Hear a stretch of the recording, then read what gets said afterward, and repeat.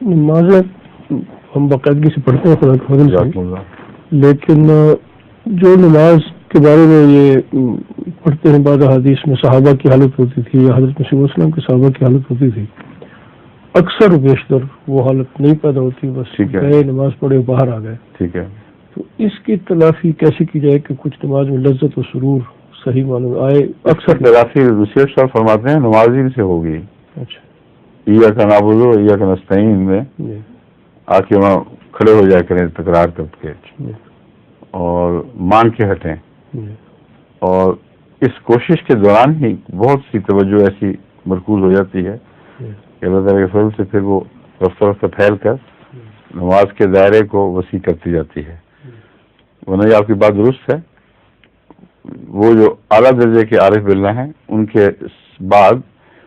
دوسرے لوگوں کی نماز درجہ پہ درجہ اپنے منطوق سے ہٹتی چلی جاتی ہے، اور یہ حالت کہ تمام تر نماز میں توجہ مرکوز رہے اللہ تعالیٰ کی طرف، یہ اس لحاظ سے بھی ممکن نہیں ہے کہ جب پریشانیوں کے ہجوم، اور خصوصاً مثلا رسول اللہ صلی اللہ علیہ وسلم کے متعلق آتا ہے کہ یہ جن لبدا کا لفظ آتا ہے، جب تو نماز کے لیے کھڑا ہوتا ہے تو اس پر یہ ہجوم کر کے آ جاتے ہیں. وہ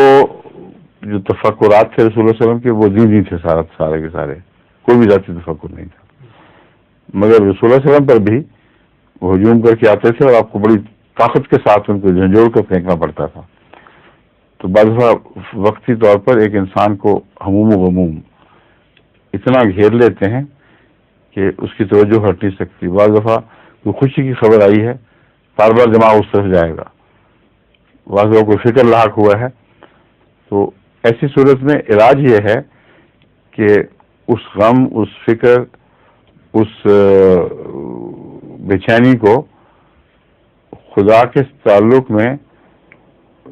اس طرح پیش کریں کہ اللہ تعالیٰ سے کہیں کہ یہ میری خوشی ہے، تیرا ہی شکر ہے، یہ میرا غم ہے، تو ہی دور کر سکتا ہے، یہ میری بے چینی ہے. تو جب دماغ اس طرف جائے اس کو پھیر کے واپس اللہ کی طرف لے جائیں، اور یہ ممکن ہے. تو